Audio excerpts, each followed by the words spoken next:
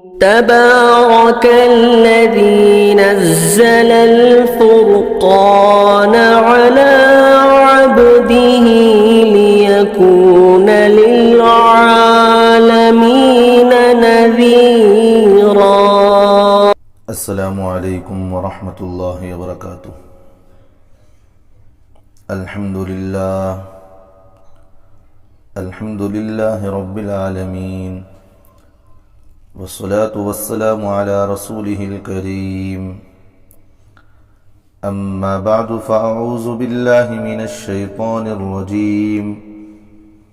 بسم اللہ الرحمن الرحیم. ومن الناس من يعجبك قوله في الحياة الدنيا ويشهد الله على ما في قلبه وهو ألد الخصام. صدق الله العظيم. اللهم صل على محمد وعلى آل محمد وبارك وسلم. حضرات علماء کرام اور میرے عزیز دوستوں، میرے لیے آج کی یہ محفل بڑی ہی خوشگوار اور خوش مزاج اور بہت مبارک مجلس ہے. مجھے آپ حضرات کے سامنے کچھ وقت دیا گیا ہے تاکہ میں مسلمانوں کو درپیش داخلی جو چیلنج آج چل رہے ہیں اس عنوان پر آپ کے سامنے بات کر سکوں. اس وقت اسلام اور مسلمانوں کے سامنے بہت سے چیلنج ہیں، داخلی بھی اور خارجی بھی. یہ چیلنج اسلامی احکام اور تعلیمات کی وجہ سے کم ہے اور مسلمانوں کے حالات اور معاملات، رویہ اور اخلاق کی وجہ سے زیادہ ہیں. ان میں سب سے بڑا چیلنج یہ ہے کہ اسلام کے بارے میں منفی تشہیر کی گئی ہے اور مسلمانوں کی تصویر بگاڑ دی گئی ہے. اس کو کس طرح درست کیا جائے؟ اسلام اور مسلمانوں کی یہ بگڑی ہوئی تصویر اسلام کی دعوت اور اشاعت کی راہ میں رکاوٹ ہے، اور دنیا بھر میں بسنے والے مسلمانوں، خاص طور پر غیر مسلم ممالک میں رہنے والے مسلمانوں کی جان اور مال کے تحفظ کے لیے بھی خطرہ بن گئی ہے. مسلمانوں کی تصویر بالعموم تشدد پسند، سخت گیر، جھگڑالو، منتقم المزاج، جذباتی، فسادی، انتہا پسند اور دہشت گرد کی بنا دی گئی ہے. اس میں شبہ نہیں ہے کہ معاندین بالخصوص مغربی حکومتوں نے مسلمانوں کی یہ تصویر اسلام کے بڑھتے ہوئے عالمی اثرات کو روکنے کے لیے بنائی ہے اور مسلمانوں کو عالمی قیادت کے منصب سے دور رکھنے کے لیے سازش رچی ہے. اس کے لیے انہوں نے مسلمانوں میں سے ایسے لوگ بھی منتخب کیے ہیں جو اس سازش کا شکار بن گئے ہیں. حضرات، ہندوستان میں خاص طور پر برہموں نے کمزور طبقات اور دلت سماج کے لوگوں میں اسلام کے خلاف نفرت کے جذبات بھڑکانے کے لیے مسلمانوں کی سماجی کمزوریوں کو بڑھا چڑھا کر پیش کیا ہے تاکہ اچھت لوگ جو سماجی انصاف حاصل کرنے کے جد و جہد کر رہے ہیں وہ اعلیٰ ذات کے ظلم و تشدد کو سہتے رہیں اور نجات حاصل کرنے کے لیے اسلام کی طرف نہ بڑھے.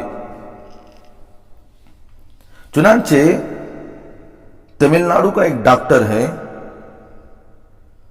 اور وہ ڈاکٹر دلت اور بڑا دانشمند بھی ہے. وہ اپنی کتاب میں لکھتا ہے عموماً اسلام ہی کے بارے میں سب سے زیادہ غلط فہمیاں پھیلائی گئی ہیں. عموماً لوگ یہ خیال کرتے ہیں کہ اسلام ایک وحشی مذہب ہے. یہ ان لوگوں کا مذہب ہے جو تلوار اٹھائے رہتے ہیں، اور یہ ہے کہ اسلام قوم دشمن ہے، لیکن یہ سب خیالات غلط ہیں۔ میں ان لوگوں کو الزام نہیں دیتا جو اسلام کے بارے میں غلط خیال قائم کرتے ہیں، بلکہ اسلام کے ماننے والے مسلمانوں پر الزام عائد کرتا ہوں، جو نے اسلام کا پیغام اس طرح نہیں پہنچایا کہ معاشرے کے سبھی طبقے اسے سمجھ سکیں۔ اب سوال یہ ہوتا ہے کہ خود مسلمانوں نے اپنی تصویر درست کرنے کے لیے اور اسلام پر اٹھنے والے سوالات کا جواب دینے کے لیے کیا اقدامات کیے ہیں؟ اس سلسلے میں جو کوششیں کی گئی ہیں وہ ناکافی ہیں۔ اصل معاملہ تو اپنی اجتماعی حالات کو درست کرنے اور اپنے عمل اور اخلاق سے اسلام کی ترجمانی کرنے کا ہے۔ اسلام جس روحانی پاکیزگی اور اخلاقی خوبیوں کا داعی ہے، وہ اسلام و امت مسلمہ میں انفرادی طور پر ضرور پائی جاتی ہے، مگر امت میں مجموعی طور پر ان قدروں کا پایا جانا اور نظر آنا ضروری ہے۔ امت مسلمہ کو اپنا جائزہ لینا چاہیے، اپنا محاسبہ کرنا بھی چاہیے، اپنی کوتاہیوں کو دور کرنے کی کوشش کرنی چاہیے اور اپنی سماج کی اصلاح کرنی چاہیے۔ معمولی باتوں پر مسلم معاشرے میں لڑائی جھگڑا اور فتنہ فساد رونما ہوتا ہے۔ کوئی شخص کسی دوسرے کی بات سننے اور اس کے ساتھ رواداری برتنے کو تیار نہیں ہوتا۔ ہمارا مزاج یہ ہے کہ ہم کسی سے کم نہیں، ہم اینٹ کا جواب پتھر سے دیں گے۔ ہمیں کسی نے چھیڑا تو ہم چھوڑیں گے نہیں۔ اس طرح کے فقرے اور نعرے مسلم نوجوانوں کی ذہنیت بناتے ہیں اور ان کی شخصیت کو منفی رخ دیتے ہیں۔ یہی مزاج عرب کے مشرکوں کا تھا۔ کوئی ہمارے ساتھ جہالت نہ برتے، ورنہ ہم سارے جاہلوں سے بڑھ کر جہالت کا مظاہرہ کریں گے۔ جہالت سے مراد نادانی نہیں ہے، بلکہ بدتمیزی اور شر پسندی ہے۔ اسی کو بدلنے کے لیے قرآن نازل ہوا تھا۔ محمد عربی صلی اللہ علیہ وسلم ایسے لوگوں کی اصلاح کے لیے نبی بنا کر بھیجے گئے تھے۔ مشرکوں کی اس تشدد پسند، عدم برداشت اور جھگڑالو پن کے مزاج پر تبصرہ کرتے ہوئے قرآن مجید میں اللہ تعالیٰ نے فرمایا وَمِنَ النَّاسِ مَن يُعْجِبُكَ قَوْلُهُ فِي الْحَيَاةِ الدُّنْيَا وَيَشْهَدُ اللَّهَ عَلَى مَا فِي قَلْبِهِ وَهُوَ أَلَدُّ الْخِصَامِ۔ اللہ تعالیٰ فرماتے ہیں لوگوں میں اچھے ایسے بھی ہیں جن کی بات دنیا کی زندگی میں تم کو اچھی لگتی ہے، اور وہ اپنے دل کی بات پر اللہ کو گواہ ٹھہراتے ہیں، مگر حقیقت میں وہ سخت قسم کے جھگڑالو ہیں۔ کیا مطلب ہے اس آیت کا؟ اب آئیے آپ سمجھیں۔ ماضی کے جو مشرکوں میں جھگڑے لڑائی کا جو مزاج تھا، آج وہ مسلمانوں میں بھی نظر آتا ہے۔ چنانچہ موجودہ مسلم معاشرے میں جتنا فتنہ فساد پایا جاتا ہے، اس کی نظیر مشکل سے ملے گی۔ پولیس تھانوں میں جتنے جھگڑے مسلمانوں کے پہنچتے ہیں، اتنے کسی دوسرے قوم کے نہیں پہنچتے۔ عدالتوں میں جتنی باہمی تصادم کے مقدمات مسلمانوں کے زیر سماعت ہیں، شاید ہی کسی دوسرے قوم کے ہوں گے۔ عدم برداشت اور جھگڑ لڑائی کی وجہ سے امت مسلمہ کی تصویر کچھ زیادہ بگڑ گئی ہے، اور یہ مزاج اسلام کی بدنامی اور مسلمانوں کی رسوائی کا ذریعہ ثابت ہو رہا ہے۔ آپ دیکھیں، آپ گھروں کی حالت دیکھیں، ماں باپ کی باتیں سنیں، بیوی کو مارنا شروع کر دیا، بیوی کی باتیں سنیں، ماں باپ پر ظلم کرنا شروع کر دیا۔ گھر گھر کے اندر یہ فسادات پائے جا رہے ہیں۔ طلاق کی باتیں دیکھیں، کوٹے کچہریوں میں آج مسلمانوں کی زیادہ پہچان۔ پولیسوں کی طرف دیکھیں، آپ پولیس اسٹیشن میں جائیے، مسلمانوں کے مقدمات زیادہ نظر آئیں گے۔ جہاں کہیں بھی آپ قدم ڈالیں، وہاں ضرور مسلمانوں کے کوئی نہ کوئی مقدمات آپ کو نظر آئیں گے۔ یہ جھگڑالو پن مسلمانوں کے اندر سے یہی چیز تو آئی انانیت کی وجہ سے۔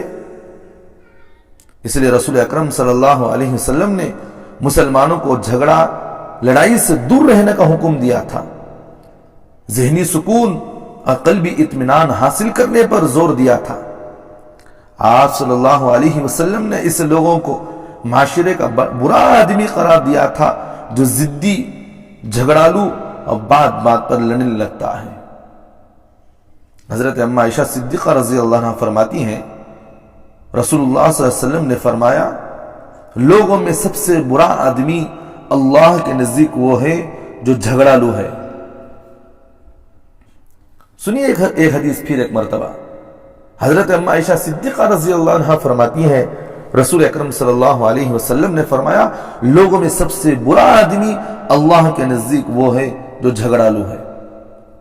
حضرات، اللہ تعالیٰ نے مسلمانوں کی پہچان یہ بتائی ہے کہ وہ لوگ ظلم و زیادتی کا بدلہ اتنا ہی لیتے ہیں جتنا کہ ان پر ظلم ہوا ہے۔ اگر معاشرے کی اصلاح کی خاطر معاف کرنا مطلوب ہو تو وہ اپنے نفس پر قابو کرتے ہیں اور زیادتی کرنے والوں کو معاف کر دیتے ہیں۔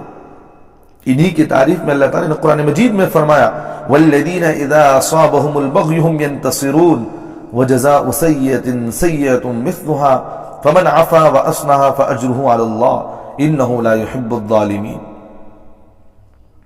اللہ فرماتے ہیں وَالَّذِينَ إِذَا أَصَابَهُمُ الْبَغْيُ هُمْ يَنْتَصِرُونَ، ان لوگوں پر جب زیادتی کی جاتی ہے تو اس کا مقابلہ کرتے ہیں، اور پھر اللہ فرماتے ہیں وَجَزَاءُ سَيِّئَةٍ سَيِّئَةٌ مِثْلُهَا، برائی کا بدلہ اتنا ہی برائی ہے جو شخص معاف کر دے اور اصلاح کرے تو اس کا اجر اللہ کے ذمے ہے۔ مطلب اگر کوئی آدمی پر تکلیف آئے تو اتنا ہی تکلیف آپ لے سکتے ہیں، اس سے بدلہ لے سکتے ہیں۔ اگر برائی کا بدلہ اتنا ہی برائی ہے پھر جو شخص اسے معاف کر دے، بے اگر کسی آدمی نے آپ کے ساتھ برائی کا معاملہ کیا آپ اسے معاف کر دیں تو اللہ اس کے لیے کیا کریں گے؟ اللہ فرماتے ہیں کہ اس کے لیے بہت بڑا اجر کس کی ذمے؟ اللہ کے ذمے ہے۔ اللہ فرماتے ہیں ان اللہ لا يحب الظالمین، اللہ تعالیٰ ظالموں کو پسند نہیں کرتا۔ ظلم زیادتی کا بدلہ لینا انسان کا حق ہے، فطرت کے مطابق ہے، اسلام نے اسے عدل سے تعبیر کیا ہے، مگر جب بدلہ لینے سے فتنہ و فساد کا اندیشہ ہو تو درگزر کر دینا اولا ہے۔ بہتر ہے یہ سب چیزیں، آپ یہ چیز کر دیکھیں، کیوں ہمارے گھروں میں لڑائیاں ہو، کیوں معاشرے میں لڑائی جھگڑے ہو، کیوں مسجدوں میں کمیٹی میں غلط لڑائیاں ہو، کیوں اس طرح کی چیزیں دوسروں میں پائی جا رہی۔ آپ معاف کرنے کا مادہ پیدا کریں، معاف کر دینے سے اصلاح اور امن عافیت حاصل ہو سکتی ہے، تو اس کو اختیار کرنا ہی بہتر ہے۔ بیوی نے کھانے میں کچھ کم و پیشی کر دی، معاف کر دے۔ معافی سے اگر محبت بڑھے، محبت آپ پیدا کریجئے، اگر محبت نہیں بھی پیدا پھر بھی معاف کرنے کا مادہ پیدا کیجئے۔ تو چونکہ معاف کرنے میں انسان کو اپنے نفس پر جبر کرنا پڑتا ہے، زور ڈالنا پڑتا ہے، اس لیے اللہ تعالیٰ نے فرمایا کہ اس کا اجر تم کو دیں گے۔ اللہ کی خوشندی حاصل کرنے کے لیے انسانوں سے درگزر کرنا بڑی نیکی ہے۔ آج کا مسلمان یہ سوچتا ہے کہ جب وہ حق پر ہے تو لڑے کیوں نہیں، جھگڑا کیوں نہ کرے۔ اگر وہ ایسا نہیں کرے گا تو لوگ اسے بزدل کہیں گے اور طعنہ دیں گے، اس کا مذاق اڑائیں گے، کمزور سمجھیں گے، مگر یہ سوچ درست نہیں۔ اپنا جائزہ حق ہے، اپنا جائز حق لینے کے لیے انسان کو ضرور جد و جہد کرنی چاہیے، کوشش کرنی چاہیے، مگر تہذیب و شائستگی اور عمل اور عقل مندی کا دامن نہیں چھوڑنا چاہیے۔ اگر وہ اپنا حق چھوڑ کر جھگڑے لڑائی اور فتنہ فساد کو روک سکتا ہے تو اسے ایسا کرنا ضروری ہے، کیونکہ رسول اکرم صلی اللہ علیہ وسلم نے ارشاد فرمایا میں اس شخص کے لیے جنت کے باغ میں ایک گھر کی ضمانت دیتا ہوں جو جھگڑا چھوڑ دے اگرچہ وہ حق پر ہے۔ یہ کر دیکھیں آپ ضرور، کیوں آپ کے گھروں میں لڑے جھگڑے ہو، کیوں میاں بیوی میں نہ تعلقات ہو، کیوں معاشرے کے اندر یہ چیز پائی جاتی، دیکھیں آپ معاف کرنے کا بعد۔ آپ کے پڑوس آپ سے ناراض ہے، آپ کا حق ہے کہ آپ اسے معاف کر دیں، حق پر ہوتے ہی بھی آپ معاف کر دیں۔ اس لیے رسول اللہ صلی اللہ علیہ وسلم نے فرمایا میں اس شخص کے لیے جنت کے باغ میں ایک گھر کی ضمانت دیتا ہوں جو جھگڑا چھوڑ دے اگرچہ وہ حق پر ہے، لیکن اللہ کے رسول صلی اللہ علیہ وسلم نے جنت کی ضمانت دی ہے۔ اور رسول اللہ صلی اللہ علیہ وسلم نے امت مسلمہ کا جو مزاج بنایا تھا وہ یہی تھا۔ خود آپ صلی اللہ علیہ وسلم کی سیرت یہ تھی کہ کوئی جھگڑا لڑائی کرنے پر آتا تو آپ کنارہ کشی اختیار کر لیتے تھے۔ جھگڑالو انسان اپنا مد مقابل نہ پا کر خود ہی ٹھنڈا ہو جاتا ہے۔ آپ کر دیکھیں یہ چیز۔ ایک مرتبہ ایک دیہاتی رسول اللہ صلی اللہ علیہ وسلم کے پاس آیا، اس کے پاس ایک کھردری چادر تھی۔ دیہاتی نے اس چادر کو محمد صلی اللہ علیہ وسلم کے گردن میں لپٹا اور اس زور سے کھینچا کہ آپ صلی اللہ علیہ وسلم کے گردن پر خراش آ گئی، آپ تکلیف میں پڑ گئے۔ وہ سختی سے بولا کہ جو مال اللہ نے دیا ہے اس میں سے مجھے دے دو۔ محمد عربی صلی اللہ علیہ وسلم کو پورا حق تھا کہ اس گواہ کو اس کی گستاخی کی واقعی کی سزا دیتے اسے، وہ سبق سکھاتے کہ وہ کبھی کسی اور کے ساتھ وہ ایسی زیادتی نہ کرتا، مگر محمد عربی صلی اللہ علیہ وسلم اس کی طرف دیکھ کر مسکرائے اور اپنے ساتھیوں سے فرمایا کہ اس کو غلہ سے بھر دو۔ چنانچہ اس دیہاتی کو غلہ دیا گیا، وہ خوش ہو کر آپ صلی اللہ علیہ وسلم کی تعریف کرتے ہوئے چلا گیا۔ اسی طرح سیرت کی کتابوں کے اندر اور ایک واقعہ لکھا ہے۔ عمر ابن وہب محمد صلی اللہ علیہ وسلم کا جانی دشمن تھا، اور عمر ابن وہب کا ایک بھائی تھا، چچازاد بھائی صفوان ابن امیہ۔ یہ دونوں آپس میں چچازاد بھائی تھے۔ یہ عمر ابن وہب کا بیٹا جنگ بدر میں قید بنا لیا گیا تھا، وہ قیدی بنا کر مسلمانوں کے پاس آ گیا تھا۔ اپنے بیٹے کو مسلمانوں کی قید میں دیکھ کر عمر ابن وہب کا خون کھولتا تھا، مسلمانوں کو قتل کرنے کا منصوبہ بنا، محمد صلی اللہ علیہ وسلم کو قتل کرنے کا منصوبہ بنایا کرتا تھا۔ یہ ایک دن صفوان ابن امیہ سے بولا کہ میرا جی چاہتا ہے میں مدینہ جاؤں اور خفیہ طریقے سے محمد صلی اللہ علیہ وسلم کو الیاذ باللہ ثم اعوذ باللہ ثم اعوذ باللہ قتل کر دوں، مگر میرے اوپر قرض ہے اور میرے بال بچوں کی کفارت کا مسئلہ بھی ہے۔ یہ سن کر صفوان ابن امیہ بولا کہ اگر تم اپنے ارادے کو عملی شکل دو اور مدینہ جا کر محمد عربی صلی اللہ علیہ وسلم کو قتل کر دو اور تمہیں کچھ ہو گیا تو میں تمہارا قرض بھی ادا کروں گا اور اپنے بچوں کے ساتھ تمہارے بچوں کی پرورش بھی کروں گا۔ چنانچہ محمد صلی اللہ علیہ وسلم کو قتل کا منصوبہ بنا کر عمیر ابن وہب مدینہ نکل گیا۔ وہ جب وہ مدینہ پہنچا تو حضرت عمر فاروق رضی اللہ عنہ نے اسے دیکھ کر اس کے برے ارادے کو بھانپ لیا اور اسے پکڑ کر محمد عربی صلی اللہ علیہ وسلم کے پاس پہنچا دیا اور اپنے ساتھیوں سے کہا کہ محمد صلی اللہ علیہ وسلم کے پاس حلقہ بنا کر بیٹھ جاؤ تاکہ یہ دشمن آپ کے ساتھ کوئی گستاخی نہ کرے۔ محمد عربی صلی اللہ علیہ وسلم نے اس سے پیار سے پوچھا کہ سچ سچ بتاؤ تم کس ارادے سے آیا ہو؟ اس نے کہا کہ میرا بیٹا آپ لوگوں کی قید میں ہے، اس کو فدیہ دے کر چھڑانے کے لیے آیا ہوں۔ محمد عربی صلی اللہ علیہ وسلم نے فرمایا کہ سچ نہیں ہے کہ تم نے صفوان ابن امیہ کے ساتھ مل کر میرے قتل کا منصوبہ بنایا تھا؟ اس نے تمہارا قرض ادا کرنے اور تمہارے بچوں کی پرورش کرنے کی ذمہ داری لی تھی۔ عمیر ابن وہب کا منصوبہ صفوان ابن امیہ کے علاوہ کسی کو معلوم نہیں تھا، کیونکہ یہ دونوں نے مشورہ کیا تھا بیٹھ کر وہاں۔ وہ حیرت زدہ تھا کہ محمد عربی صلی اللہ علیہ وسلم کو کس طرح اس خفیہ منصوبے کا علم ہو گیا۔ اس نے اپنے گناہ کا اقرار کر لیا اور جان بخشی کی درخواست کی۔ محمد عربی صلی اللہ علیہ وسلم نے اس کو معاف کر دیا اور اسلام کی دعوت دی۔ عمیر ابن وہب نے اسلام قبول کر لیا اور مکہ واپس لوٹ گیا، اور وہاں انہوں نے رسول اللہ صلی اللہ علیہ وسلم کی عفو و درگزر کی لوگوں کو داستان سنائی اور اسلام کی دعوت دی۔ ان کی دعوت سے بہت سے لوگ دائرہ اسلام میں داخل ہو گئے۔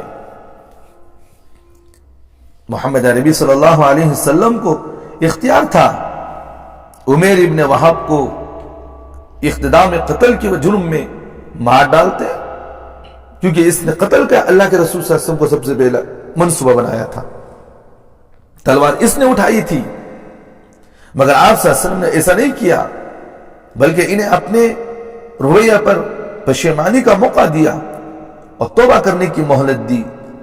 آپ کی یہ معافی ان کی زندگی سنوارنے اور دوسرے لوگوں کو حلقہ اسلام میں داخل کرنے کا ذریعہ بن گئی۔ حضرات، اللہ تعالیٰ نے قرآن پاک میں مسلمانوں کی سماجی زندگی کا ایک اصول یہ قرار دیا ہے کہ برائی کا بدلہ بھلائی سے دو اور اس کی حکمت بیان کرتے ہوئے اللہ تعالیٰ نے قرآن مجید میں فرمایا وَلَا تَسْتَوِي الْحَسَنَةُ وَلَا السَّيِّئَةُ اِدْفَعْ بِالَّتِي هِيَ أَحْسَنُ فَإِذَا الَّذِي بَيْنَكَ وَبَيْنَهُ عَدَاوَةٌ كَأَنَّهُ وَلِيٌّ حَمِيمٌ وَمَا يُلَقَّاهَا إِلَّا الَّذِينَ صَبَرُوا وَمَا يُلَقَّاهَا إِلَّا ذُو حَظٍّ عَظِيمٍ۔ اللہ تعالیٰ فرماتے ہیں کہ نیکی اور برائی برابر نہیں ہو سکتی، برائی کو اچھی ڈھنگ سے دفع کرو، پھر تم دیکھو گے جس شخص سے تمہاری دشمنی ہے گویا وہ تمہارا گہرا دوست بن جائے گا، مگر یہ بات انہی لوگوں کو حاصل ہو سکتی ہے جو صبر کرتے ہیں، اور انہی لوگوں کو حاصل ہوتی ہے جو بڑے نصیب والے ہیں۔ حضرت عبداللہ ابن عباس رضی اللہ عنہ اس آیت کی تفسیر میں فرماتے ہیں جو شخص تمہارے ساتھ اپنی جہالت کی وجہ سے جہالت برتے اس کو صبر و تحمل اور بردباری کے ذریعے دفع کرو۔ ایک دیہاتی مسجد نبوی میں آیا اور وہاں پیشاب کر دیتا ہے، لوگ اسے مارنے کے لیے دوڑتے ہیں۔ نبی علیہ السلام نے اپنے صحابہ کو سمجھایا کہ اس دیہاتی کو چھوڑ دو، اس کے پیشاب پر ایک ڈول پانی ڈال دو، تم لوگ آسانی پیدا کرنے کے لیے بھیجے گئے ہو، دشواری پیدا کرنے کے لیے نہیں بھیجے گئے ہو۔ رسول اللہ صلی اللہ علیہ وسلم کی حدیث کا آخری جملہ یہی ہے، اللہ کے رسول صلی اللہ علیہ وسلم کے آخری حدیث کا جملہ یہی ہے، میں آسانیاں پیدا کرنے کے لیے میں دنیا کے اندر آیا ہوں، اور میں مشکل پیدا کرنے کے لیے میں دنیا کے اندر نہیں آیا ہوں۔ امت مسلمہ کی مزاج کی تشکیل کرتا ہے یہ جملہ، کیونکہ اس امت کو اللہ تعالیٰ نے انسانوں کے لیے آسانی پیدا کرنے والی قوم بنا کر بھیجا ہے، لوگوں کے لیے تنگی، دشواری، سختی کرنے والی قوم نہیں بنایا ہے۔ دنیا کے لوگ تمہارے ساتھ جہالت برتیں گے، سختی کریں گے، دشواریاں پیدا کریں گے، نادانی کا ثبوت دیں گے، جواب میں امت مسلمہ کو صبر و تحمل سے کام لینا ہوگا، سختی کے مقابلے میں نرمی سے کام لینا ہوگا، بدخلقی کے مقابلے میں خوش خلقی کا مظاہرہ کرنا ہوگا۔ اگر وہ ایسا نہیں کریں گے تو خدا اور رسول کی نافرمانی کا ارتکاب کریں گے۔ حضرت محمد عربی صلی اللہ علیہ وسلم نے ایک موقع پر فرمایا اللہ تعالیٰ سارے کاموں میں نرمی کو پسند کرتا ہے، آپ نرمی پیدا کریں۔ گھر کے اندر گئے، بیوی آپ کی غصے میں تھی، نرمی کا معاملہ پیدا کریں۔ ماں باپ آپ سے ناراض ہیں، نرمی کا معاملہ پیدا کریں۔ رشتہ دار آپ سے ناراض ہیں، نرمی کا معاملہ پیدا کریں، کیونکہ جو شخص نرمی سے محروم ہو جاتا ہے وہ ساری بھلائی سے محروم ہو جاتا ہے۔ رسول اللہ صلی اللہ علیہ وسلم کی اس حدیث میں حکمت یہ ہے کہ نرمی سارے بھلائی کی بنیاد ہے اور سختی ساری برائی کی بنیاد ہے۔ اس لیے اللہ تعالیٰ نے قرآن مجید میں فرمایا خذ العفو وأمر بالعرف وأعرض عن الجاہلین، معافی کا راستہ اختیار کرو، اچھائی کا حکم دو اور جاہلوں سے درگزر کر دو۔ اللہ تعالیٰ نے محمد عربی صلی اللہ علیہ وسلم کو انسانوں کے لیے اسوہ حسنہ یعنی رول ماڈل بنایا تھا، تاکہ آپ صلی اللہ علیہ وسلم کی شخصیت کو دیکھ کر لوگ اپنی شخصیت کی تعمیر کریں، آپ صلی اللہ علیہ وسلم کی سیرت کو دیکھ کر لوگ اپنی سیرت بنائیں۔ آپ صلی اللہ علیہ وسلم کے بارے میں اللہ تعالیٰ نے ارشاد فرمایا فَبِمَا رَحْمَةٍ مِّنَ اللَّهِ لِنْتَ لَهُمْ وَلَوْ كُنْتَ فَظًّا غَلِيظَ الْقَلْبِ لَانفَضُّوا مِنْ حَوْلِكَ فَاعْفُ عَنْهُمْ وَاسْتَغْفِرْ لَهُمْ۔ اللہ تعالیٰ فرماتے ہیں اس میں فَبِمَا رَحْمَةٍ مِّنَ اللَّهِ لِنْتَ لَهُمْ، اللہ کی رحمت کے باعث آپ صلی اللہ علیہ وسلم ان لوگوں کے لیے نرم ہیں۔ وَلَوْ كُنْتَ فَظًّا غَلِيظَ الْقَلْبِ لَانفَضُّوا مِنْ حَوْلِكَ، اگر آپ تند خو اور سخت دل ہوتے، سخت مزاج ہوتے تو لوگ آپ کے آس پاس سے منتشر ہو جاتے، یعنی حضرات صحابہ آپ کو نہیں ملتے، لوگ آپ سے ملتے نہیں تھے، دور بھاگتے۔ آپ ان لوگوں کو معاف کر دیجئے اور ان کے لیے مغفرت طلب کیجئے۔ حضرات، ذہین اور مزاج کی تندی، تراشی اور قلب کی سختی لوگوں کو دور کر دیتی ہے۔ بات سمجھ میں آ رہی ہے میری؟ ذہین مزاج کی بے خوب بد اخلاقیاں اور قلب کی سختی لوگوں کو دور کر دیتی ہے انسان سے۔ اور مزاج کی نرمی اور دلوں کی کشادگی لوگوں کو قریب لے آتی ہے۔ اگر مسلمان دوسرے لوگوں کو اپنے آپ سے، اپنی نظر حیات سے دور کرنا چاہتے ہیں تو وہ سختی، سنگدلی اور تنازع میں پڑے۔ اگر وہ چاہتے ہیں کہ دوسرے لوگ ان سے قریب ہو، ان کے دین و مذہب سے قریب ہو، ان کی نظر حیات کو سمجھے اور اسے قبول کرنے میں پہل کرے، تو ان کو اپنی سخت گیر رویے میں تبدیلی لانی چاہیے، بردباری سے کام لینا ہوگا۔ یہی سیرت رسول صلی اللہ علیہ وسلم تھی۔ برائی کے بدلے میں برائی کرنا، سختی کے مقابلے میں سختی سے پیش آنا آسان بات ہے۔ اس سے جذبات کو تسکین ملتی ہے، آدمی اپنے آپ کو طاقتور محسوس کرتا ہے، مگر برائی کا بدلہ بھلائی سے دینا، سختی کے مقابلے میں نرمی کا مظاہرہ کرنا، اشتعال انگیزی کے جواب میں اعتدال سے کام لینا مشکل کام ہے۔ اس میں نفس پر کنٹرول کرنا پڑتا ہے، جذبات پر قابو پانا پڑتا ہے۔ یہ بڑے حوصلے اور دل گردے والی بات ہے۔ اس لیے اللہ تعالیٰ نے قرآن مجید میں فرمایا وَلَمَنْ صَبَرَ وَغَفَرَ إِنَّ ذَلِكَ لَمِنْ عَزْمِ الْأُمُورِ، جس شخص نے صبر و تحمل سے کام لیا اور معاف کیا تو بے شک یہ بڑے مرتبے کا کام ہے۔ حضرات سامعین، اس لیے مسلم نوجوانوں کو صبر و تحمل کی تلقین کرنا، نرمی اور آسانی اختیار کرنے کی راہ دکھانا آج کی سب سے بڑی ضرورت ہے۔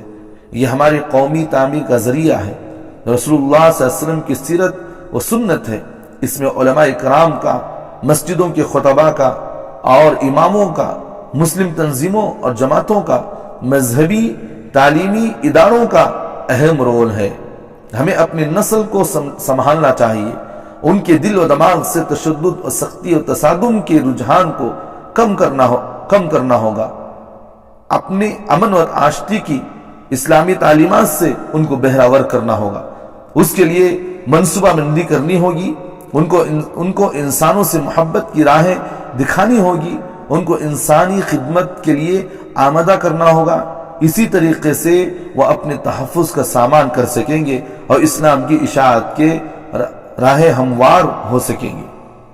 اس لیے ہم تمام کو ان تمام باتوں پر عمل کرنے کی کوشش کرنی چاہیے، اور اللہ تعالیٰ ہم تمام کو ان باتوں پر عمل کی توفیق بھی عطا فرمائے۔